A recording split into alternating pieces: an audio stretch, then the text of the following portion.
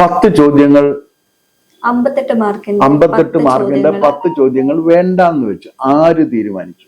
Technical error ആണെന്നാണ് പറഞ്ഞിരുന്നത്. Technical error വരില്ല. കാരണം ഇത് റിട്ടേൺ എക്സാമിനേഷൻ ആയിരുന്നില്ലേ? അതെ, ആയിരുന്നു. അപ്പൊ പിന്നെ എങ്ങനെ ടെക്നിക്കൽ എറർ വരും? അന്ന് വന്നിട്ടില്ല. അപ്പൊ അയാള് ഫയൽ കണ്ടിട്ടുണ്ടായില്ല.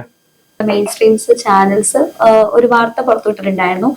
ചെയർമാന്റെ ഡ്രൈവറിന്റെ ഭാര്യയും അതേപോലെ പിണറായി വിജയന്റെ ഗവൺമെന്റ് അളിയനുമെല്ലാം ബന്ധു നിയമനം വഴി കയറിയിട്ടുണ്ടെന്നുള്ളത്. എല്ലാം കയറിയിട്ടുണ്ടെന്നുണ്ടെങ്കിൽ ഒരാൾ PSC public service commission chairman ആയിരിക്കുന്ന സമയത്ത് മറ്റൊരു മാർഗത്തിലൂടെ അയാളുടെ ആരെങ്കിലും കയറിയിട്ടുണ്ടെങ്കിൽ ഒരു സംശയവും വേണ്ട, അത് അധാർമികമാണ്, തെറ്റുമാണ്. അതൊന്നും ഒരു സംശയം വേണ്ട. ആദ്യമേ തന്നെ സാർ PSC ചെയർമാൻ സ്ഥാനം ഒഴിയാൻ കാരണം എന്താണ്? ഒഴിഞ്ഞാൽ അത് 62 വയസ്സ് വരെ അവിടെ ഇരിക്കാൻ പറ്റുള്ളൂ. 62 വയസ്സായപ്പോ ഞാൻ പോകുന്നതാണ്. 6 വർഷം അല്ലെങ്കിൽ 62 വയസ്സ്. അതാണ് അതിന്റെ.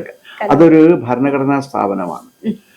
ഭരണഘടനയുടെ 315 ഒടുങ്ങി 323 വരെയുള്ള വകുപ്പുകൾ പ്രകാരം, ആർട്ടിക്കിൾസ് പ്രകാരം എല്ലാ സംസ്ഥാനങ്ങളിലും കേന്ദ്രത്തിലും പ്രവർത്തിക്കുന്ന സ്ഥാപനമാണ് PSC. കേരളത്തിലാണെങ്കിൽ യൂണിയൻ പബ്ലിക് സർവീസ് കമ്മീഷൻ, അല്ല കേന്ദ്രത്തിലാണെങ്കിൽ യൂണിയൻ പബ്ലിക് സർവീസ് കമ്മീഷൻ എന്ന് പറയും. സ്റ്റേറ്റിലാണെങ്കിൽ അതായത് സ്റ്റേറ്റ് പബ്ലിക് സർവീസ് കമ്മീഷനാണ്. കേരളത്തിലാണ് അത് കേരള പബ്ലിക് സർവീസ് കമ്മീഷൻ അല്ലെങ്കിൽ KPSC എന്നറിയപ്പെടുന്നത്. അങ്ങനെ എല്ലാ സംസ്ഥാനങ്ങളിലും ഇത്തരം കമ്മീഷനുകളുണ്ട്. അത് ഉണ്ടാക്കിയിരിക്കുന്നതെന്ന് വെച്ച് കഴിഞ്ഞാല് സംസ്ഥാനത്തിന്റെ ചെലവ് ചെയ്തിട്ട് സംസ്ഥാനം ശമ്പളവും ബാക്കി ആനുകൂല്യങ്ങളും കൊടുത്ത് ആരെങ്കിലും ഒക്കെ നിയമിക്കുന്നുണ്ടെങ്കിൽ അവരെ തെരഞ്ഞെടുത്ത് നിയമിക്കാൻ വേണ്ടി കൊടുക്കലാണ് PSCയുടെ പണി. അപ്പൊ അതാണ് PSC ചെയ്തുകൊണ്ടിരിക്കുന്നത്. എല്ലായിടത്തും ഉണ്ട്, അത് എല്ലാ സംസ്ഥാനങ്ങളിലും ഉണ്ട്. അതിൽ ഏറ്റവും വിശ്വാസ്യതയുള്ള, ഏറ്റവും നന്നായി പ്രവർത്തിക്കുന്ന PSC ഭാഗ്യവശാൽ കേരള പബ്ലിക് സർവീസ് കമ്മീഷൻ ആയിരുന്നു. കാരണം കേരള പബ്ലിക് സർവീസ് കമ്മീഷൻ അങ്ങനെ ചെന്നിട്ടൊരു സ്കാമിൽ ഉൾപ്പെടുന്നത് അത്യപൂർവമാണ്. എൻ്റെ ഓർമ്മയിൽ അങ്ങനെയില്ല. അതെന്താ കാര്യം എന്ന് വെച്ച് കഴിഞ്ഞാല് ഇത്രയും സുതാര്യമായും ഇത്രയും കൃത്യമായും പരീക്ഷ നടത്തുന്ന വേറെ ഒരു ഏജൻസിയും ലോകത്തുണ്ടോ എന്ന് എനിക്ക് സംശയമാണ്. ഇത് NTA ഒക്കെ വന്നപ്പോൾ അവർക്ക് കേരള പബ്ലിക് സർവീസ് കമ്മീഷന്റെ മോഡൽ അനുകരിക്കാവുന്നതാണ്. അതെന്താണെന്ന് വെച്ച് കഴിഞ്ഞാൽ കേരള പബ്ലിക് സർവീസ് കമ്മീഷനിൽ 5 ഘട്ടമുണ്ട് പരീക്ഷയുടെ ഇതിൽ. ഒന്നെന്ന് പറഞ്ഞു കഴിഞ്ഞാല് director school public instruction, director higher education department, higher secondary department, director collegiate education department, വിവിധ യൂണിവേഴ്സിറ്റി രജിസ്ട്രാർമാര്, വിവിധ അക്കാഡമിക് സ്ഥാപനങ്ങളുടെ ഡയറക്ടർമാര്, ഇവരുടെ അടുത്ത് നിന്നെല്ലാം നിശ്ചിത യോഗ്യതയുള്ള വിവിധ വിഷയങ്ങളിലെ വിദഗ്ധന്മാരുടെ പട്ടിക PSC സംഘടിപ്പിക്കും. അങ്ങനെ വളരെ വിപുലമായൊരു പട്ടിക PSCയിലുണ്ട്. ഒരു കൊല്ലമായിട്ടുണ്ട്. അതിങ്ങനെ കാലാകാലങ്ങളിൽ പുതുക്കിക്കൊണ്ടിരിക്കും. റിട്ടയർ ചെയ്ത് പോകുന്നവരും അനുസരിച്ചിട്ട് പുതിയ ആൾക്കാർ വന്നുകൊണ്ടിരിക്കും. അതുണ്ട്. അത് കളക്ട് ചെയ്യലാണ് ഒന്നാമത്തെ ഘട്ടം. അത് കഴിഞ്ഞിപ്പോൾ ഒരു ടെസ്റ്റ് നടത്തണം. ആ ടെസ്റ്റിൽ 100 മാർക്കിന്റെ ചോദ്യം ഉണ്ടെന്ന് വെക്കുക. ആ 100 മാർക്കിന്റെ ചോദ്യം 10 മോഡ്യൂളായിട്ട് തിരിക്കും. 100 മാർക്ക് 10, അപ്പൊ 10 മോഡ്യൂൾ ഉണ്ടാകും. അതിൽ ഒരു മോഡ്യൂളില് 10 പേരെ വെച്ച് തിരഞ്ഞെടുത്ത് കൊടുക്കണം. ഒറ്റ മോഡ്യൂളിന്. ഈ 10 പേരിൽ അതിൽ ഓരോരുത്തരും 10 സെറ്റ് ക്വസ്റ്റ്യൻസും അതിന്റെ ആൻസറും ഉണ്ടാക്കണം. അപ്പൊ ഒരു ക്വസ്റ്റ്യൻ പേപ്പർ സെറ്റർ ശരിക്കും 100 ചോദ്യവും അതിന്റെ ഉത്തരവും ഉണ്ടാക്കണം. പക്ഷെ അത് 10 സെറ്റായിട്ട് വേണം ഉണ്ടാക്കാനായിട്ട്. അതാണ്. അപ്പൊ ഇതിൽ ഈ എക്സ്പെർട്ടുകളെ സെലക്ട് ചെയ്യേണ്ട ഉത്തരവാദിത്വം ചെയർമാനാണ് ഇതിൽ നോക്കിയിട്ട്. അപ്പൊ കേരളത്തിലുള്ള എല്ലാ ജില്ലകളിൽ നിന്നുള്ളവർക്ക് അതിനകത്ത് റെപ്രസെന്റേഷൻ ഉണ്ടാകും ഓരോ ഇതനുസരിച്ചിട്ട്. ഇപ്പോ കോളേജിയേറ്റ് എഡ്യൂക്കേഷൻ ആണെങ്കിൽ യൂണിവേഴ്സിറ്റിയിലെയും കോളേജിലെയും ടീച്ചേഴ്സ് മാത്രമേ വരുള്ളൂ. ഡിഗ്രി ആൻഡ് എബവ് അവരെ വരുള്ളൂ എല്ലാ ക്വസ്റ്റ്യൻസും. ഡിഗ്രി അല്ലാത്തതിലൊക്കെ എന്ന് പറഞ്ഞാൽ ഹയർ സെക്കൻഡറിയും ഹൈസ്കൂൾ ടീച്ചേഴ്സും ഒക്കെ വരും. അവരിങ്ങനെ എടുത്ത് കൊടുത്തു കഴിഞ്ഞാൽ ഇത് അതീവ രഹസ്യമായിട്ട് നേരിട്ട് കൺട്രോളർ ഓഫ് എക്സാമിനേഷനെ ഏൽപ്പിക്കുകയാണ്. നേരിട്ട് ഏൽപ്പിക്കുകയാണ്. അത് കൊടുത്തു കഴിഞ്ഞ് ഇതിനു വേണ്ടി ഈ കൃത്യം നിർവഹിക്കാൻ വേണ്ടി ചെയർമാന്റെ കൂടെ ഒരു അണ്ടർ സെക്രട്ടറി ഉണ്ടാവും. അയാളുടെ പ്രധാനപ്പെട്ട പണി ഇത് ചെയ്യലാണ്, കോൺഫിഡൻഷ്യൽ വർക്ക് ചെയ്യലാണ്. ചെയ്യല് മാത്രമാണ്. അപ്പൊ ഇത് ശരിയാക്കി കഴിഞ്ഞാൽ കൺട്രോളറെ വിളിച്ചു വരുത്തും, അവിടെ വെച്ച് ഇത് ഹാൻഡ് ഓവർ ചെയ്യും, കൺട്രോളർ ഒപ്പിട്ട് വാങ്ങിക്കും, പോകും. It is A sealed cover. ഇത് പൊട്ടിച്ചിട്ട് ഈ 10 പേരെയും ഇതുപോലെ അപ്പൊ എത്ര എണ്ണം വന്ന്, അപ്പൊ 100 പേര് വന്നു. 100 പേര് വന്ന് ഈ 100 പേരെയും കോണ്ടാക്ട് ചെയ്ത്, പേഴ്സണലി കോണ്ടാക്ട് ചെയ്ത് അവരോട് ചോദ്യപേപ്പർ വേണം എന്ന് പറയുന്ന ആള് കൺട്രോളറാണ്. കൺട്രോളർക്ക് മാത്രം അറിയാൻ പാടുള്ളൂ. ഈ ചോദ്യപേപ്പർ ഉണ്ടാക്കുന്ന ഓരോരുത്തരും PSC അയച്ചു കൊടുക്കുന്ന ഒരു കവറുണ്ട്. ആ കവറിലാക്കി മുദ്ര വെച്ച് തന്നെ, സീൽഡാണ് കവർ, അത് മുദ്ര വെച്ച് തന്നെ. അതിൽ ഇയാൾ 10 എണ്ണം ഉണ്ടാക്കുന്ന സമയത്ത് 1, 2, 3, 4 എന്നിങ്ങനെ നമ്പർ ഇട്ടേക്കും. അത് ഒരു സെറ്റ് ക്വസ്റ്റ്യൻസും ഒരു സെറ്റ് ആൻസേഴ്സും, ഇത് രണ്ടും അവിടെ കിട്ടും. ഇത് കിട്ടിക്കഴിഞ്ഞാൽ ഇനി ഇതിൽ നിന്ന് എടുക്കണമല്ലോ. അപ്പൊ ഈ 100 എണ്ണം വന്നിട്ടുണ്ടാവും. ഈ 100 എണ്ണവുമായിട്ട് നേരെ ചെല്ലുന്നത്, കൺട്രോളർ ചെല്ലുന്നത് സെക്രട്ടറിയുടെ മുറിയിലാണ്. ഇതിൽ നിന്ന് ഏത് നമ്പർ എടുക്കണം എന്ന് തീരുമാനിക്കുന്നത് ബൈ ലോട്ടാണ്.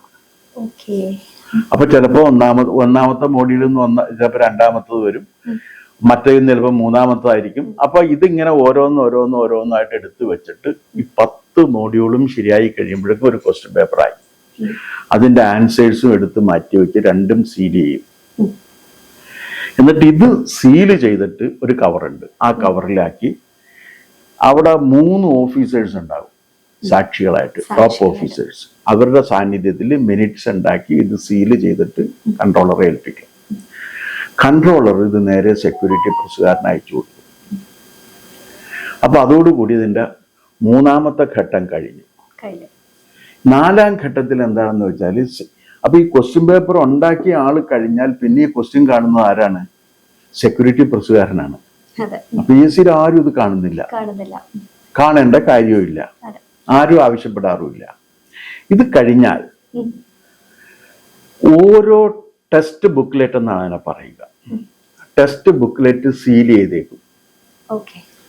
സീൽ ചെയ്താണ്. ഓരോ ടെസ്റ്റ് ബുക്ക്ലെറ്റും സീൽഡാണ്, മുദ്ര വെച്ചിട്ടുണ്ട്, സീൽഡാണ്. അങ്ങനത്തെ 20 ടെസ്റ്റ് ബുക്ക്ലെറ്റ്സ് ഒരു കവറിലാക്കും. ആ കവർ സീൽ ചെയ്യും. അങ്ങനത്തെ 5 കവറുകൾ ചേരുന്ന ഒരു വലിയ കവറിലാക്കിയിട്ട് അത് സീൽ ചെയ്യും. ഇതാണ് വരുന്നത്. എന്താ 20 എന്ന് ചോദിച്ചാൽ ഒരു ഹോളിൽ 20 പേരെ ഉണ്ടാവുള്ളൂ. അപ്പൊ ഈ സീൽഡ് കവറുമായിട്ട് സെക്യൂരിറ്റി പ്രസ്സുകാർ തന്നിരിക്കുന്ന ഈ സീൽഡ് കവറുമായിട്ടാണ് ഇൻവിജിലേറ്റർ അങ്ങോട്ട് ചെല്ലുന്നത്. ഇൻവിജിലേറ്റർ ഇത് കാണിച്ചു കൊടുക്കും. ഇത് കാണിച്ചു കൊടുക്കുക, എല്ലാവരും നോക്കി. അവിടെ ഇരിക്കുന്നവര് സ്റ്റുഡൻസ്, 2 പേര് സ്റ്റുഡൻസിന്റെ, 2 അല്ല, എത്ര പേർക്കുണ്ടെങ്കിലും ഒപ്പിടാം. ചുരുങ്ങിയത് 2 എന്നാണ്. ആർക്കൊക്കെ ഒപ്പിടണം അവർക്ക് എല്ലാം ഒപ്പിടാം. കാരണം അത്രയും സ്പേസ് ഉണ്ട് അതിനകത്ത്. എല്ലാവരെ കൊണ്ട് ഒപ്പിടിപ്പിച്ച് വാങ്ങി. അപ്പൊ ഇത് വരുമ്പോഴേക്കും അപ്പൊ പിന്നെ ഈ ചോദ്യം കാണുന്നത് ആരാണ്? ഉദ്യോഗാർത്ഥികൾ, പരീക്ഷ എഴുതുന്നവരാണ്. സ്വാഭാവികമായിട്ട് എപ്പോഴും നിങ്ങൾ കേൾക്കുന്ന ഒരു പരാതിയുണ്ട്, PSCയുടെ ഇത് ഉത്തരം തെറ്റിപ്പോയി. ഉത്തരം തെറ്റിപ്പോവും. PSCക്കല്ല തെറ്റുന്നത്, ഈ ഉണ്ടാക്കുന്ന വിവരം കെട്ട വാദ്യാർക്കാണ് തെറ്റുന്നത്, വേറെ ആർക്കും തെറ്റാറില്ല. അപ്പൊ എന്ത് കഴിഞ്ഞ് പരീക്ഷ കഴിഞ്ഞാൽ അടുത്ത ദിവസം മോഡൽ അതിന്റെ പ്രൊവിഷണൽ ആൻസർ കീ പബ്ലിഷ് ചെയ്യും. 4ാം ഘട്ടമാണ്. പ്രൊവിഷണൽ ആൻസർ കീ പബ്ലിഷ് ചെയ്യും. എല്ലാവർക്കും അതിനെക്കുറിച്ച് പരാതികൾ അയക്കാം. ആ പരാതികൾ മുഴുവനും ക്ലാസിഫൈ ചെയ്യും. എന്നിട്ട് അതാത് വിഷയങ്ങളുടെ വിദഗ്ധരുടെ ഒരു സമിതി ഉണ്ടാക്കും, അവർക്ക് അയച്ചു കൊടുക്കും. അവരുടെ റിപ്പോർട്ട് കിട്ടും. ആ റിപ്പോർട്ട് ചെയർമാന്റെ നേതൃത്വത്തിൽ ചേരുന്ന പരീക്ഷാ ഉപസമിതി അത് ആ സിറ്റീസ് സ്വീകരിക്കും. എന്നിട്ട് ഫൈനൽ ആൻസർ കീ പബ്ലിഷ് ചെയ്യും. 10 ചോദ്യങ്ങൾ വരെ തെറ്റിക്കഴിഞ്ഞാൽ എന്ത് ചെയ്യുന്ന വെച്ചാൽ 90 എണ്ണത്തിലേക്ക് അത് ഡിവൈഡ് ചെയ്യും. 10 എണ്ണം മാറ്റി 90 എണ്ണത്തിനെ 100 ആക്കി എടുത്തിട്ട് കൊടുക്കും. 10ൽ കൂടുതൽ വന്നാൽ പരീക്ഷ ക്യാൻസൽ ചെയ്യും. അത് ക്യാൻസൽ ചെയ്തിട്ട് പറയേണ്ടത്. ഇതാണ് ഈ പരീക്ഷയുടെ ഒരു രീതി. ഇതാണ് പ്രോസസ്സ്. ഈ പ്രോസസ്സിനിടക്ക് ഇത് കൃത്യമായിട്ട് നടക്കണമെങ്കിൽ അതിനകത്ത് അഴിമതി നടത്താനുള്ള സ്കോപ്പില്ല, ഒന്നും നടത്താൻ പറ്റില്ല. ഇനി വേറൊന്നും കൂടിയുണ്ട്, ഇന്റർവ്യൂ. ഇന്റർവ്യൂ. ഇന്റർവ്യൂവിന് കട്ട് ഓഫ് മാർക്ക് എന്ന് നിങ്ങൾ പറയാറുണ്ട്. കട്ട് ഓഫ് മാർക്ക് ഇല്ല, കട്ട് ഓഫ് കാൻഡിഡേറ്റേ ഉള്ളൂ. ഇപ്പൊ ഒരു 10 പേരെ വേണം. 10 പേരാണെങ്കിൽ 1:10 എന്ന് കണക്കെടുക്കും. അപ്പൊ ഒരു 100 പേര് അതിൽ നിന്ന് എടുക്കും. ആ 100 പേരെ എണ്ണി ഇങ്ങനെ എടുക്കും. അവിടെ വെച്ച് കട്ട് ഓഫ് ചെയ്യും. അത് എത്ര മാർക്ക് വരുന്നു അത്രയും മാർക്ക്, അല്ലാണ്ട് മാർക്കല്ല. ഏറ്റവും ടോപ്പ് ടു ബോട്ടത്തിലേക്ക് വന്നിട്ട് ഒന്ന് ഒടുങ്ങി 100 വരെ ഉള്ളവ എടുത്തു കഴിയുമ്പോൾ എത്ര ബാക്കി പിന്നെ ആയിരക്കണക്കിന് ഉണ്ടാകും, അതവിടെ കിടക്കും.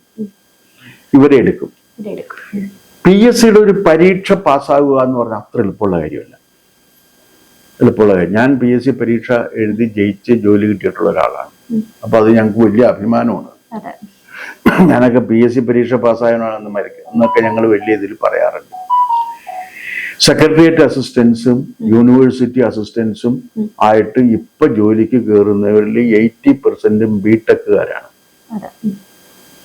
നിങ്ങൾ മനസ്സിലാക്കണം, ബിടെക്കുകാരാണ് 80% കയറുന്നത്. അത്ര ടഫാണ്.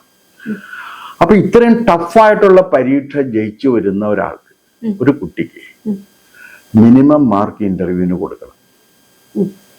ആ മിനിമം മാർക്ക് 20ൽ 8 മിനിമം മാർക്ക് അല്ലേ? ഒരു കാൻഡിഡേറ്റ് ഇന്റർവ്യൂവിന് അവിടെ വന്നിരുന്ന് ഒരു വാക്ക് പറഞ്ഞില്ലെങ്കിൽ 8 മാർക്ക് കിട്ടും.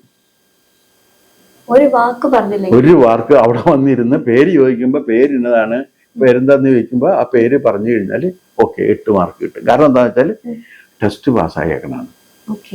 ആ ടെസ്റ്റ് പാസ്സായേക്കുന്ന അത് നമ്മൾ റെസ്പെക്ട് ചെയ്യണം. അവിടെ നിന്ന് 13 വരെയുള്ള റേഞ്ചിലാണ് മാർക്ക് ഇടുന്നത്. എക്സ്ട്രാ ഓർഡിനറി ബ്രില്യൻ്റ് ആണെന്ന് വെക്കുക, 14 15 കൊടുക്കും, അതിനപ്പുറത്തേക്ക് കൊടുക്കില്ല. അപ്പൊ നമ്മൾ അവിടെ റിമാർക്സിൽ എഴുതി വെക്കും എക്സ്ട്രാ ഓർഡിനറി ബ്രില്യൻ്റ് അല്ലെങ്കിൽ ഔട്ട്സ്റ്റാൻഡിങ് പെർഫോമൻസ് എന്ന് എഴുതിയും വെക്കണം. കാരണം അത് അതില്ലെങ്കിൽ ഇന്റർവ്യൂ ബോർഡിനെ വിളിച്ചിട്ട് ചോദിക്കും എന്താ ഇങ്ങനെ എഴുതിയെന്ന് ചെയർമാൻ ചോദിക്കും. അപ്പൊ അത് കൃത്യമാണത്. ഞാൻ ഈ 6 കൊല്ലം ഇരുന്നിട്ട് ഒരു പ്രാവശ്യമാണ് അങ്ങനെ ഒരു കുട്ടിക്ക് കൊടുക്കേണ്ടി വന്നിട്ടുള്ളത്. എക്സ്ട്രാ 14 15 മാർക്ക് ഒരു കുട്ടിക്ക്. അത് ഒരു ഔട്ട്സ്റ്റാൻഡിങ് കാൻഡിഡേറ്റ് ആയിരുന്നു. ഹിസ്റ്ററി അധ്യാപികയുടെ ഇന്റർവ്യൂവിന് വന്നപ്പോ അത്ര ബ്രില്യന്റ് പെർഫോമൻസ് ഉള്ളൊരു കുട്ടി ഒരു കുട്ടിക്ക് കൊടുക്കേണ്ടി. വേറെ എനിക്ക് എത്രയോ ആയിരക്കണക്കിന് പേരെ ഇന്റർവ്യൂ ചെയ്തിട്ട് കൊടുക്കേണ്ടി വന്നിട്ടില്ല. ഇതാണ് ഇന്റർവ്യൂവിന്റെ സിസ്റ്റം. ഇത് എവിടെയെങ്കിലും തെറ്റിയിട്ടുണ്ടെങ്കിൽ ആ തെറ്റിയതിന് ഉത്തരവാദികളുണ്ട് എന്നുള്ളതാണ് അർത്ഥം.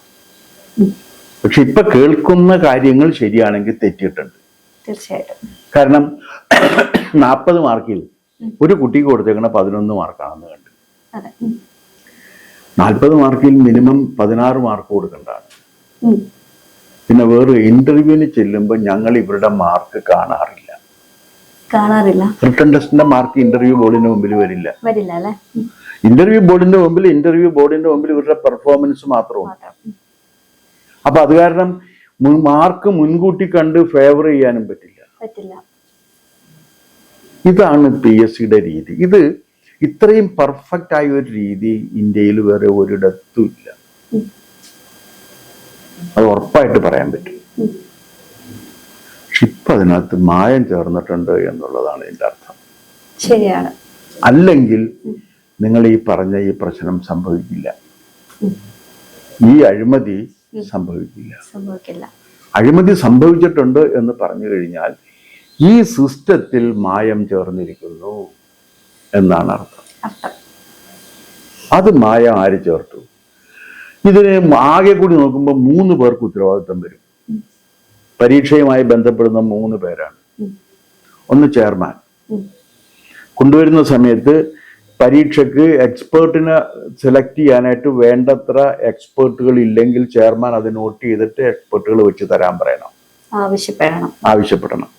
അയാളോട് പറഞ്ഞാൽ എന്താണ് എക്സ്പേർട്ട് ഇല്ലല്ലോ, എവിടെയാണ് അത് ബാക്കിയുള്ളവരെയും കൂടെ ഒക്കെ എടുത്തിട്ട് തരാൻ പറയും. എല്ലാവരും അപ്പൊ അങ്ങനെ വരുന്നൊരു പ്രശ്നം ഇല്ല. അവിടെ ഉണ്ട്. അത്ര സഫിഷ്യന്റ് ആൻഡ് മോറാണ്. ഇനി അതില്ലെങ്കിൽ അത് ചെയ്യണം. പിന്നെ ഇവരെ കൃത്യമായി വെച്ച് ഇവരുടെ അടുത്ത് നിന്ന് ഇത് കളക്ട് ചെയ്യേണ്ടത്, ഈ 10 എണ്ണം വീതം കളക്ട് ചെയ്യേണ്ട ഉത്തരവാദിത്വം ആർക്കുള്ളതാണ്?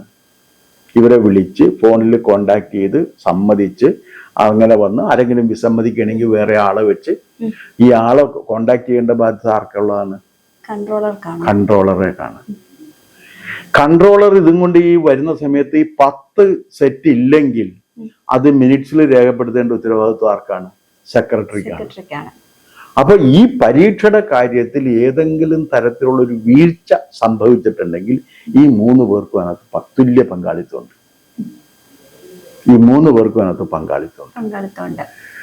ആ 3 പേർക്കാണ് ഇതിനകത്ത് പങ്കാളിത്തമുള്ളത്. പിന്നെ എൻ്റെ ഒരു അനുഭവത്തില് അവിടുത്തെ ജീവനക്കാര് പക്ക പെർഫെക്റ്റ് ആണ്. അവർ ഇതിനകത്ത് ഇടപെടില്ല എന്ന് മാത്രവുമല്ല, ചട്ടവിരുദ്ധമായ ഒരു കാര്യം ചെയ്യാൻ അവർ സമ്മതിക്കില്ല. ജീവനക്കാര് കമ്മീഷനൊക്കെ ചേരുന്ന സമയത്ത് ചില കാര്യങ്ങൾ ഇങ്ങനെ പറയുമ്പോൾ no sir that cannot be because it is against rules എന്തിനാ അവിടെ ഇരുന്ന് നോ സാർ അവര് വന്നിരിക്കും. ഓരോ ഫയല് വിളിക്കുന്ന സമയത്ത് ആ ഫയലിന്റെ മറ്റേ അഡീഷണൽ സെക്രട്ടറി, ജോയിന്റ് സെക്രട്ടറിയും വന്നിരിക്കും, അവിടെ ഡെപ്യൂട്ടി സെക്രട്ടറിയും 3 പേര് വന്നിരിക്കും ഓരോ ഫയലിന്റെയും കൂടെ. അപ്പൊ നമ്മളത് ചോദിക്കും അതെന്താണ് ഇങ്ങനെ ചോദിക്കുന്ന സമയത്ത് അല്ലെങ്കിൽ മെമ്പർമാരെ അഭിപ്രായം പറയും. അപ്പൊ നോ സാർ അവര് മെമ്പർമാരോട് സംസാരിക്കില്ല, they will talk only to the chairman. Sir അത് പറ്റില്ല, ചെയർമാൻ അത് പറ്റില്ല, സാറെന്നല്ല ചെയർമാൻ അത് പറ്റില്ല, കാരണം ഇങ്ങനെ ഒരു പ്രശ്നമുണ്ട്, അതിന്റെ നിയമം ഇതാണ്. ആ റൂൾ ഏതാന്ന് ചോദിച്ചാൽ അപ്പൊ അവർ ആ റൂൾ പൊസിഷൻ എടുത്ത് നമ്മളെ ബോധ്യപ്പെടുത്തുകയും ചെയ്യും. അത്ര പെർഫെക്റ്റ് ആയിട്ട് പോകുന്നതാണ്. അതെനിക്ക് വലിയ അഭിമാനം ഉള്ളതാണ് അവിടുത്തെ ജീവനക്കാരുടെ കാര്യത്തിൽ. പക്ഷെ അതൊക്കെ ഇപ്പൊ എവിടെയോ മാറിപ്പോയിട്ടുണ്ട്. അത് അനുവദിക്കാൻ പറ്റുന്ന ഒരു കാര്യമല്ല. ഇപ്പൊ കേൾക്കുന്ന കാര്യങ്ങൾ പബ്ലിക് സർവീസ് കമ്മീഷന്റെ ക്രെഡിബിലിറ്റിയെ ബാധിക്കുന്നതാണ്.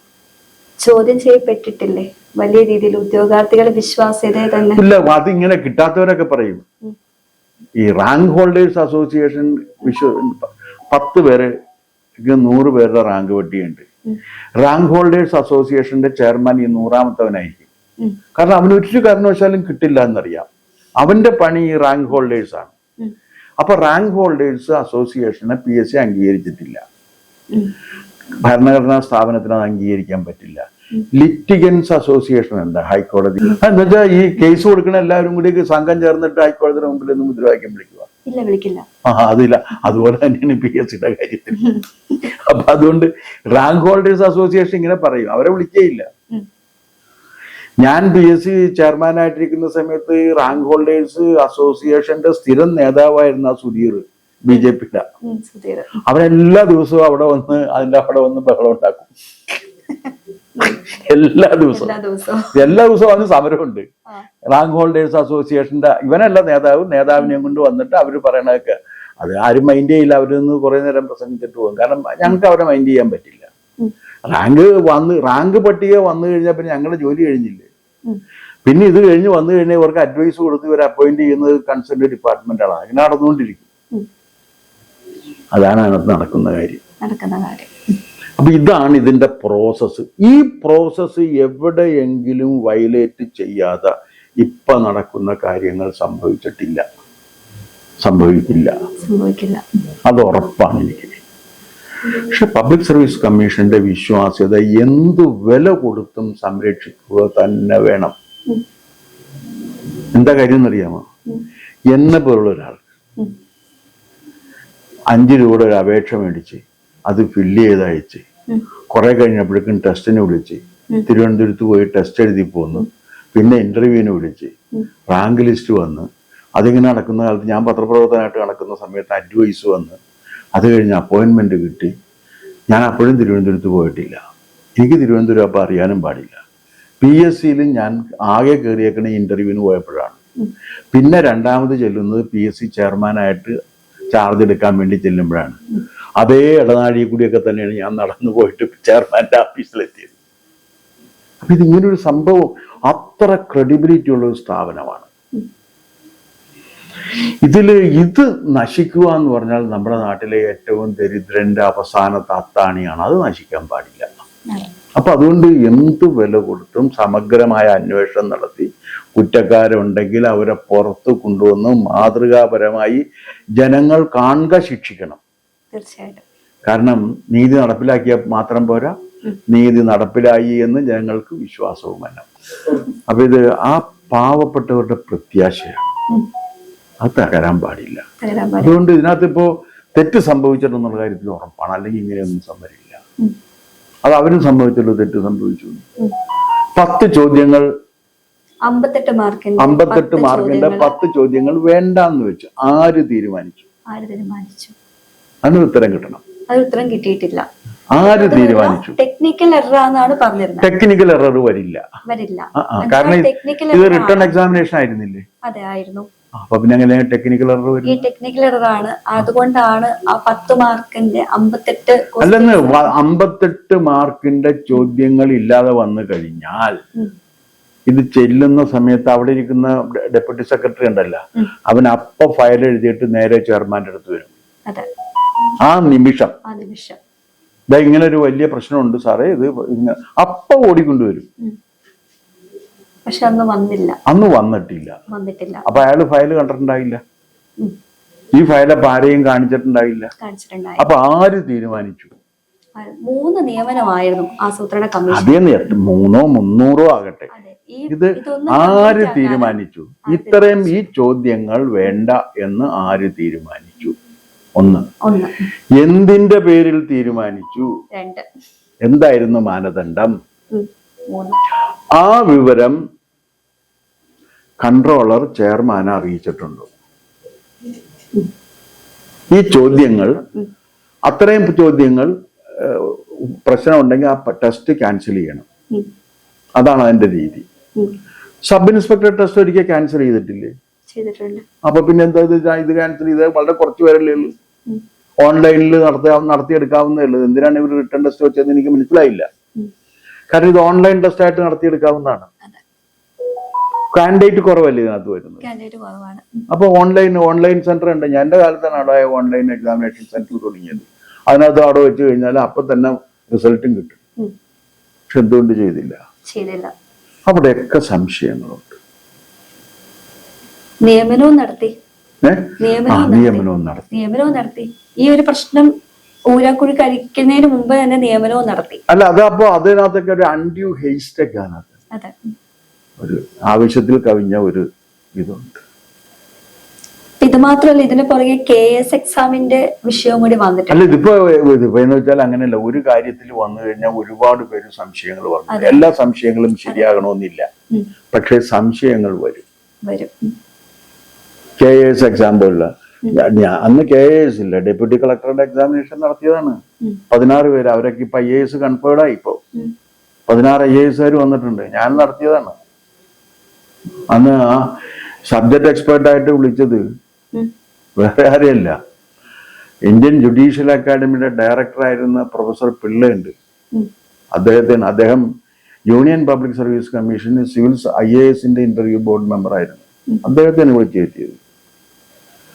പിന്നെ ഒരു എക്സ്പേർട്ട് മെമ്പറായിട്ട് വിളിച്ചെത്തിയത് അന്നത്തെ അഡീഷണൽ ചീഫ് സെക്രട്ടറി ആയിട്ട് ജസ്റ്റ് റിട്ടയർ ചെയ്ത KK വിജയകുമാറിനെയാണ്.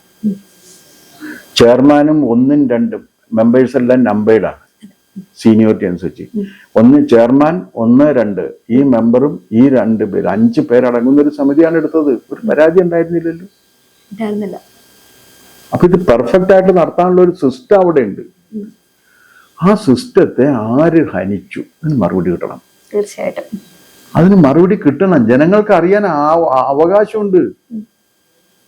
ജനങ്ങൾ വെറുതെ നിൽക്കുകയല്ല. അവര് വെറുതെ കാശ് കൊടുക്കാൻ വേണ്ടി മാത്രമുള്ളവരല്ല, അവർക്ക് ഇത് അറിയാൻ അവകാശമുള്ളവരാണ്. തീർച്ചയായിട്ടും ഈ 10 കൊല്ലമായിട്ട് നടത്തിയ PSC ടെസ്റ്റുകളെല്ലാം അതുപോലെ നിയമനങ്ങളെല്ലാം പരിശോധിക്കണം എന്ന് നമ്മുടെ ഇപ്പോഴത്തെ മുഖ്യമന്ത്രി പറഞ്ഞിട്ടുണ്ട്. അത് മുഖ്യമന്ത്രി അങ്ങനെ പറഞ്ഞിട്ടുണ്ടെങ്കിൽ തീർച്ചയായിട്ടും മുഖ്യമന്ത്രി അത് ചെയ്യണം. ഏറ്റവും സ്വതന്ത്രമായ രീതിയിൽ ഒരു ഏജൻസിയെ വെച്ച് അന്വേഷിച്ചിട്ട് അതിൽ കുഴപ്പമുണ്ടെങ്കിൽ കുഴപ്പക്കാരെ ശിക്ഷിക്കണമെന്ന്. അതിനകത്ത് ഒരു ദയവും മുഖ്യമന്ത്രി വിചാരിക്കരുത്.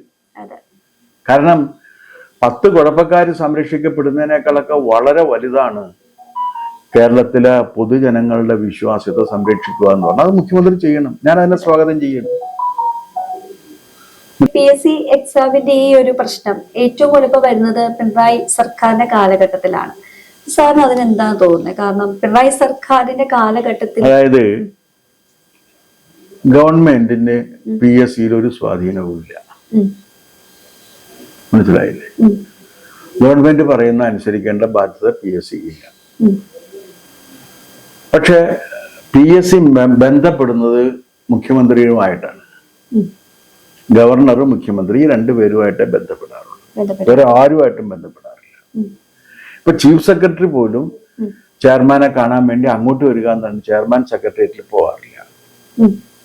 മുഖ്യമന്ത്രിയെ കാണാൻ വേണ്ടി മാത്രമേ പോവുള്ളൂ, അതും അപ്പോയിന്റ്മെന്റ് എടുത്തിട്ട്. അപ്പോയിന്റ്മെന്റ് എടുത്തിട്ട്. ഏറ്റവും പ്രയാസം ഉണ്ടായിരുന്നത് എന്ന് വെച്ചാല് ഈ അപ്പോയിന്റ്മെന്റ് എടുത്തിട്ട് എന്നാലും ഉമ്മൻചാണ്ടിക്ക് അപ്പോയിന്റ്മെന്റ് ഇല്ലല്ലോ. ഉം. അതെ. ഉമ്മൻചാണ്ടിക്ക് അപ്പോയിന്റ്മെന്റ് ഇല്ല. ഉം. അപ്പൊ ഒരു കണക്കിൽ നുഴഞ്ഞു കയറി കാര്യം പറഞ്ഞു പോരുക എന്നുള്ളതാണ്. അത് മിക്കവാറും ചിലപ്പോൾ ഉമ്മൻചാണ്ടി ചായ കഴിച്ചുകൊണ്ട് ബ്രേക്ക്ഫാസ്റ്റ് കഴിച്ചുകൊണ്ടിരിക്കുന്നതിന്റെ ഇടക്ക് പോയിട്ട് ചവിട്ടിൽ പറഞ്ഞിട്ടാണ് പോരാറുള്ളത്. ഉം. കാരണം പുറത്തിറങ്ങിക്കഴിഞ്ഞാൽ അദ്ദേഹം പിന്നെ ഈ ആളുകൾക്ക് നടുവിലേക്ക് പോകും. ഉം. അപ്പൊ അത്രയേ ഉള്ളു. അപ്പൊ മുഖ്യമന്ത്രി പറഞ്ഞാലും മന്ത്രിമാര് പലതും പറയും. ഉം. ഇപ്പൊ ഞാൻ ചെയർമാനായിട്ടിരിക്കുന്ന കാലത്ത് ഉം. പോലീസുകാരെല്ലാം കൂടി ഒരു തീരുമാനം എടുത്തിട്ട് ഉം. പോലീസ് റിക്രൂട്ട്മെന്റ് PSC എടുത്ത് മാറ്റണം എന്ന് തീരുമാനിച്ചു. ഉം. അന്ന് ഇപ്പോഴത്തെ ഹോം മിനിസ്റ്റർ രമേശ് ചെന്നിത്തല തന്നെയാണ് അന്നത്തെ ഹോം മിനിസ്റ്റർ. ആ. ഹോം മിനിസ്റ്റർ ഒരു മീറ്റിംഗ് വിളിച്ചുകൂട്ടി, കേസ് ഞങ്ങൾ അങ്ങോട്ട് വരാം. ഞാൻ പറഞ്ഞ അത് വേണ്ട, ഹോം മിനിസ്റ്റർ അവിടെ മീറ്റിംഗ് വെച്ചാൽ മതി, ഞാൻ അങ്ങോട്ട് വന്നോളാം. ഉം. അപ്പൊ അവിടെ ചെന്ന് പോലീസിന്റെ മേധാവികളൊക്കെ ഉണ്ട്, DGP ADGPമാരൊക്കെ ഉണ്ട്, അവിടെ മീറ്റിംഗ് കൂട്ടി. ഞാൻ പറഞ്ഞു ഒരു കാരണവശാലും വിട്ടു തരുന്ന പ്രശ്നമില്ല. എന്നിട്ട് ഞാൻ ചവിട്ടിൽ പറഞ്ഞു, ഉം. ഇതെടുത്തു കഴിഞ്ഞാൽ നിങ്ങളുടെ ക്രെഡിബിലിറ്റി പോകും. ഉം. കാരണം ഇവന്മാരെല്ലാം അത് വൃത്തികേടാക്കും സെലക്ഷൻ. അതുകൊണ്ട് അത് പറ്റില്ല എന്ന് പറഞ്ഞു. അക്കാലം ഒരു കാര്യം കൂടി ചെയ്ത്, അതുവരെ ഈ ഫിസിക്കൽ ടെസ്റ്റിന്റെ ചീഫ് ഡിസ്ട്രിക്ട് പോലീസ് ഓഫീസേഴ്സ് ആയിരുന്നു. അവരെ മാറ്റിയിട്ട് ഞാൻ ഡെപ്യൂട്ടി സെക്രട്ടറിമാർക്ക് കൊടുത്തു. ഉം. അതോടുകൂടി അവർക്ക് അതിനകത്തൊരു റോളും ഇല്ല. പിന്നെ ഫിസിക്കൽ ടെസ്റ്റ് കംപ്ലീറ്റ് എടുത്തു, വീഡിയോയിലെടുത്തു. ഉം. 150 പരാതി കിട്ടി, 149 പരാതി കിട്ടി. ഒരു കമ്മിറ്റി ഉണ്ടാക്കി മെമ്പർമാരുടെ, എന്നിട്ട് ഇത് മുഴുവൻ കാണാൻ പറഞ്ഞു. ഉം. ഈ 149 പരാതിയും അവരിരുന്ന് കണ്ട് ഒരെണ്ണത്തിൽ തെറ്റുണ്ടായിരുന്നു. ഒരെണ്ണത്തെറ്റുണ്ടായിരുന്നു. കാരണം കൗണ്ടിങ് തെറ്റിപ്പോയതാണ്. ഇപ്പൊ ചിന്നിങ് നടത്തിക്കൊണ്ടിരിക്കും, എനിക്കതൊക്കെ ഇപ്പോഴും ഓർമ്മയുണ്ട്. ഇങ്ങനെ പൊങ്ങുന്നതാണ് ചിന്നിങ് എന്ന് പറയുന്നത്. അപ്പൊ 1 2 3 4 പകരം ഇയാള് വീണ്ടും 3 എണ്ണി. അത് മാത്രം കറക്റ്റ് ചെയ്ത് ബാക്കിയുള്ളത് ഇതാക്കി കൊടുത്തു. അപ്പൊ ആ സിസ്റ്റം ഉണ്ടല്ലോ. നമ്മൾ എന്തിനാണത്? നമുക്ക് താല്പര്യങ്ങളില്ലെങ്കിൽ സുതാര്യമായിട്ട് PSC പ്രവർത്തിക്കാൻ ആവശ്യമായ ഒരു സിസ്റ്റം ഉണ്ട്. അപ്പൊ അതിന് ഞാൻ ഗവൺമെന്റിനെ കുറ്റം പറയില്ല.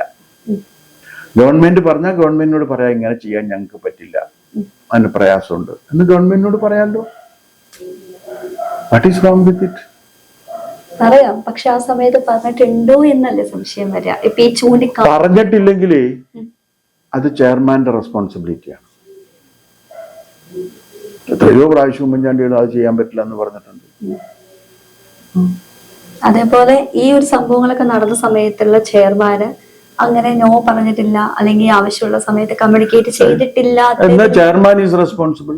അതല്ല ഞാൻ പറഞ്ഞ 3 പേർക്കാണ് ഇതിനകത്ത് ഉത്തരവാദിത്വം വരുന്നത്. മെമ്പർമാരൊക്കെ എന്ന് വെച്ചാൽ ചെയർമാൻ ഭരണ കേട്ട് നിൽക്കുന്ന അല്ലെങ്കിൽ ചെയർമാൻ കൊടുക്കുന്ന ജോലി ചെയ്യുന്നവരല്ലേ, അവർക്കൊന്നുമല്ല. ഇവർക്ക് 3 പേർക്ക് ഉത്തരവാദിത്വം. അപ്പൊ ഈ വാർത്താ ചാനലുകളിലൊക്കെ ഇപ്പൊ വരുന്നൊരു കാര്യമുണ്ട്, അതായത് 10 വർഷമായിട്ട് പിണറായി സർക്കാരിന്റെ കീഴിലുള്ള ആ ഒരു ഭരണത്തിലാണ് പിൻവാതിൽ നിയമനവും അതുപോലെ ബന്ധു നിയമനവും എല്ലാം നടന്നതെന്നുള്ളത്. അതും ഈ PSCയുമായിട്ട് കൂട്ടിക്കൊഴിച്ചാണ് സംസാരിക്കുന്നത്. ഇതിൽ എന്താണ് സാറിന് തോന്നിയിട്ടുള്ളത്? അല്ല, അതിൽ പിൻവാതിൽ നിയമനം തെറ്റാണ്, ചെയ്യാൻ പാടില്ലാത്തതാണ്. എന്തുകൊണ്ട് എന്ന് ചോദിച്ചു കഴിഞ്ഞാല്, നിങ്ങളുടെ സ്റ്റേറ്റ് എക്സക്കറിൽ നിന്ന് 1 രൂപ മുടക്കുന്നുണ്ടെങ്കിൽ ആ 1 രൂപ ഞാനും നിങ്ങളും ഉപ്പും മുളകും മേടിക്കുമ്പോൾ കൊടുക്കുന്ന നികുതിയിൽ നിന്നാണ്. അതിനകത്ത് അത് പ്രകാരം വിതരണ നീതി ഉറപ്പുവരുത്തണം. പബ്ലിക് സർവീസ് കമ്മീഷൻ വഴി പോകുന്ന സമയത്ത് കൃത്യമായി സംവരണ നിയമങ്ങൾ പാലിക്കുന്നുണ്ട്. കൃത്യമാണ്, അതിനകത്ത് ഒരാളും തെറ്റില്ല. ഇപ്പൊ കാൻഡിഡേറ്റ്സിന് അറിയാം എങ്ങനെയാണ് ഇത് ചെയ്യേണ്ടത് എന്നുള്ള കാര്യം. അവര് തന്നെ വന്നിട്ട് പറയും, സാറേ ഈ റൊട്ടേഷൻ തെറ്റിപ്പോയി എന്ന് പറയും. അപ്പൊ പരിശോധിക്കുമ്പോൾ അവര് പറയണത് ശരിയായിരിക്കും. അപ്പൊ അത് കറക്റ്റ് ചെയ്യും. കാരണം റൊട്ടേഷൻ ചിലപ്പോൾ തെറ്റിപ്പോവും. മനുഷ്യൻ ചെയ്തുകൊണ്ടിരിക്കുന്നതിന്റെ പേരിൽ 1% ഹ്യൂമൻ എറർ വരാമല്ലോ. അപ്പൊ ചിലപ്പോൾ തെറ്റിപ്പോവും. അതിങ്ങനെ സംഭവിച്ചെന്നിരിക്കും.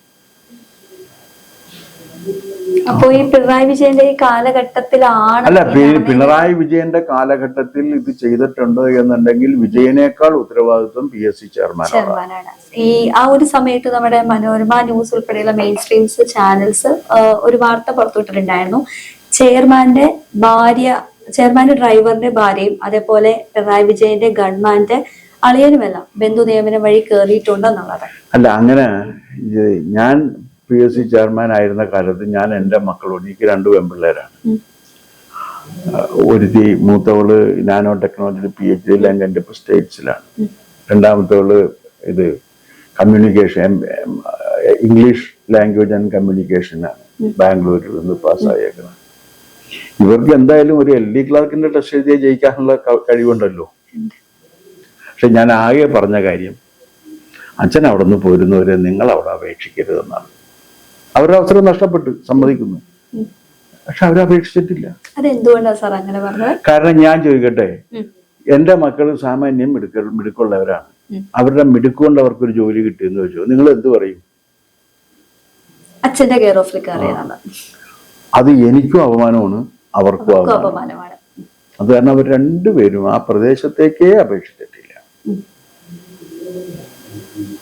രണ്ടുപേരും അപേക്ഷിച്ചിട്ടില്ല. ഇതൊക്കെ വ്യക്തിപരമായിട്ട് കാത്തു സൂക്ഷിക്കേണ്ട കാര്യമാണ്. ശരിയാണ്. ഇപ്പൊ ഈ PSC ഞാൻ ചെയർമാൻ ആയിട്ടിരുന്നിട്ട്, ഞാൻ VC ആയിട്ടിരുന്നിട്ട് എൻ്റെ വീട്ടിലുള്ള ഒരാൾക്കും ജോലി കൊടുത്തിട്ടില്ല എന്ന് ബന്ധുക്കൾക്ക് ആക്ഷേപമുണ്ട്. അവരെന്നെ സുലഭമായിട്ട് തെറി പറയുന്നുണ്ട്. അതൊക്കെ കേൾക്കേണ്ടി വരും. അല്ല, ഇതിപ്പോ ഡയറക്റ്റ് ആയിട്ട് എക്സാം എഴുതി നേരാവണ്ണം ഇപ്പൊ സാധാരണ സാർ പറഞ്ഞ പ്രോസസ്സിലൂടെ സെലക്ട് ചെയ്യുകയാണെന്നുണ്ടെങ്കിൽ ഈ ബന്ധു നിയമനമൊക്കെ ആരോപിക്കുന്നവർക്ക് നമുക്ക് ഇതിന്റെ മറുപടി കൊടുക്കാവുന്നതേ ഉള്ളൂ. അപ്പൊ അതേസമയം ഇതിപ്പോ നേരായ വഴി സാർ പറഞ്ഞ കുറച്ച് പ്രോസസ്സിലൂടെ അല്ല, അങ്ങനെയല്ല കയറിയിട്ടുണ്ടെന്നുണ്ടെങ്കിൽ ഒരാൾ PSC public service commission chairman ആയിരിക്കുന്ന സമയത്ത് മറ്റൊരു മാർഗത്തിലൂടെ അയാളുടെ ആരെങ്കിലും കയറിയിട്ടുണ്ടെങ്കിൽ ഒരു സംശയവും വേണ്ട, അത് അധാർമികമാണ്, തെറ്റുമാണ്. അതൊന്നും ഒരു സംശയം വേണ്ട. അപ്പൊ ആ ഒരു സമയത്ത് ഇപ്പോ എന്താ പറയാ, ഇപ്പൊ ചെയർമാന്റെ അതില്ലാണ്ട് കയറാൻ പറ്റില്ല എന്ന് സാർ തന്നെ നേരത്തെ പറഞ്ഞു. ഇപ്പൊ ചെയർമാന്റെ ബന്ധുക്കൾ ഇങ്ങനെ കയറി, ഈ പിണറായി വിജയന്റെ ഗവൺമെന്റ് അളിയൻ കയറി എന്നൊക്കെ പറഞ്ഞു. അപ്പൊ ഈ പിണറായി വിജയനും ഇതിലൊരു പങ്കില്ലാതിരിക്കൂലല്ലോ. അല്ല, റെക്കമെൻഡേഷൻ ഏതെങ്കിലും ഞാൻ ചോദിക്കട്ടെ, റെക്കമെൻഡേഷൻ ഒരാൾക്ക് പറയാനുള്ള അവകാശമുണ്ട്. സാറേ എന്നൊന്ന് പരിഗണിച്ചേക്കണോട്ടോ എന്ന് പറയും. നിങ്ങൾ പരീക്ഷ ചെയ്ത് പോലെ സാറേ പാസ് മാർക്ക് തന്നെ കേട്ടോ എന്ന് പറയും. തരണേ വേണ്ടതെന്ന് തീരുമാനിക്കുന്ന ആരാണ്? ഈ പറഞ്ഞ വ്യക്തികളാണ്. പബ്ലിക് സർവീസ് കമ്മീഷനിൽ ഇരിക്കുന്ന സമയത്ത് ഞാൻ ഭരണഘടനാ സ്ഥാപനത്തിൽ ഇരിക്കുകയാണ് എന്നുള്ള ബോധം ഉണ്ടായിരിക്കണം. പക്ഷെ ആ ബോധം നമ്മുടെ, ഞാനിപ്പോ പിണറായി വിജയനിലേക്ക് വരുവാണ്. അല്ല, പിണറായി വിജയനോടും ഞാൻ ചോദിക്കണം, അയാൾക്ക് അതിനുള്ള പദവി അയാളെ ഒന്നും മാറ്റാൻ പറ്റില്ല. പിണറായി വിജയൻ ആര് ഉന്നയിച്ചാലും മാറ്റാൻ പറ്റില്ല. ഇംപീച്ച്മെന്റ് പ്രോസസ്സിൽ ഭരണഘടന ഇമ്മ്യൂണിറ്റി കൊടുത്തേക്കാണ്. എന്തിനാ കൊടുത്തേക്കണത്? ഇത്തരത്തിലുള്ള സ്വാധീനങ്ങൾ വരുമ്പോൾ അതിനെ അതിജീവിക്കുന്നതിന് വേണ്ടിയിട്ടാണ്. പിണറായി വിജയൻ പറഞ്ഞിട്ടുണ്ടെന്ന് തന്നെ വെക്കുക. പറഞ്ഞില്ലെന്ന് എനിക്കറിയില്ല. സാർ അത് പറ്റില്ല എന്ന് പറയാൻ ഇയാൾക്ക് അധികാരമുണ്ടോ? ഇയാൾ പിന്നെ ഉറപ്പായിട്ടുണ്ട്. പക്ഷെ ചെയർമാൻ ആ സമയത്ത് അങ്ങനെ പറഞ്ഞിട്ടുണ്ടാവില്ല. അങ്ങനെ പറഞ്ഞിട്ടുണ്ടെങ്കിൽ ഇങ്ങനെ സംഭവിക്കില്ലല്ലോ. തീർച്ചയായിട്ടും സംഭവിക്കില്ല. അപ്പൊ കണക്ഷൻ അങ്ങനെ പോയിട്ടുണ്ട്. അപ്പൊ അല്ല, അങ്ങനെയല്ല, അത് വൾണറബിൾ ആണ് എന്ന് കണ്ടു കഴിഞ്ഞാൽ ആരും പറയും, അല്ല എന്ന് കണ്ടു കഴിഞ്ഞാൽ ഒരാളും പറയില്ല. എന്റെ അടുത്ത് പിന്നെ പറയുന്ന പ്രശ്നം ഉണ്ടായിരുന്നില്ല. സാറിന്റെ അടുത്ത് അങ്ങനെ ആരെങ്കിലും സംസാരിച്ചിട്ടുണ്ടോ? എന്തെങ്കിലും രീതി റെക്കമെൻഡേഷനും കാര്യങ്ങളും കൊണ്ട് വന്നിട്ടുണ്ടോ? റെക്കമെൻഡേഷൻ പൊതുപ്രവർത്തകരെല്ലാം വിളിച്ചു പറയും. ശരി ശരി ശരി, അതാ ഇതിലേക്കൂടി കേട്ട് അതിലേക്കൂടി, അല്ലല്ല ഇപ്പുറത്തും വരില്ല, അതിലേക്കൂടി തന്നെ അത് ഞാൻ ചോദിക്കട്ടെ, ഒരു ഇന്റർവ്യൂ ബോർഡിൽ പോകുന്ന ഏതെങ്കിലും ഒരാളുടെ അടുത്ത് ആർക്കെങ്കിലും ഒരാൾക്ക് മാർക്ക് കൂടുതൽ കൊടുക്കണമെന്ന് ഞാൻ പറഞ്ഞു കഴിഞ്ഞാൽ പിന്നെ എന്റെ നിലവാരം എന്തായി? പിന്നെ എനിക്ക് ഇവരെ നിയന്ത്രിക്കാൻ പറ്റുമോ? പറ്റില്ല. നിയന്ത്രിക്കാൻ പറ്റില്ല. അത് ചെയ്യാൻ പാടില്ല. അത് തെറ്റ് തന്നെയാണ്. അത് തെറ്റാണ്. ഞാനിത് പബ്ലിക്, ഞാൻ ഈ യൂണിവേഴ്സിറ്റിയിൽ നിന്ന് 163 പേരെ എടുത്തു വെച്ചതല്ലേ പല തസ്തികകളിലായിട്ട്. ഒരു പരാതി വന്നിട്ടില്ലല്ലോ. ചെയർമാന്റെ ആ സ്ഥാനത്ത് ഇരിക്കുന്നവർ യഥാവിധം ചെയ്തിരുന്നുവെങ്കിൽ ഇത് സംഭവിക്കില്ല. ഇത് തന്നെയാണ് ശരിക്കുള്ള മറുപടി. ആ ഒരു സമയത്ത് ഇനിയിപ്പോ നിങ്ങൾ പറയുന്ന രീതിയിൽ പിണറായി വിജയൻ പറഞ്ഞിട്ടുണ്ടോ എന്നുള്ള കാര്യം വാദത്തിന് സമ്മതിച്ചാലും മറ്റൊരു പറഞ്ഞു, sir sorry it cannot be done. അവിടുന്ന് അത് വന്നില്ല, ഒരു നോയൊന്നും പറഞ്ഞിട്ടുണ്ടാവില്ല. നോ പറഞ്ഞിട്ടില്ലെങ്കിൽ പിന്നെ എപ്പോഴും പറഞ്ഞുകൊണ്ടിരിക്കും. അയാൾ ചെയ്യുമെന്നല്ലേ ഇതിന്റെ അർത്ഥം? അതെ, തീർച്ചയായിട്ടും. ബില്ലിംഗ് ആയെന്നാണല്ലോ അതിന്റെ അർത്ഥം. ബില്ലിംഗ് പിന്നെ പ്രശ്നമൊന്നുമില്ല. അപ്പൊ പിന്നെ ഫോണിൽ വിളിച്ചോണ്ട് പറയും മറ്റേതാണെന്നുണ്ടെങ്കിൽ അങ്ങനെയല്ല, ഇവന് കിട്ടിയില്ല എന്ന് ഉറപ്പാണെന്നുണ്ടെങ്കിൽ പിന്നെ അവൻ ചെന്ന് പറയും. അതെ. അപ്പൊ ആകെ എന്താ പറയണ, അയാളുടെ അടുത്ത് പറഞ്ഞിട്ടൊരു കാര്യമില്ല, അത്രേ പറയുള്ളൂ. അതെ. അത് പറഞ്ഞോട്ടെ, അത് പറയണം. അത് പറയണം. അതാണ് ശരിക്കും ഒരു ആ ഓഫീസർ ഇരിക്കുന്ന ഒരു വ്യക്തിയുടെ ഒരു മൂല്യം എന്ന് പറഞ്ഞാൽ അതാണ്. അതെ, അതിന് വശംവദനാകില്ല. അല്ല, അയാളുടെ അടുത്ത് പറഞ്ഞിട്ട് ഒരു കാര്യമില്ല എന്ന് പറഞ്ഞു കഴിഞ്ഞാൽ അത് നല്ലതാണെന്ന് അർത്ഥം. അതെ.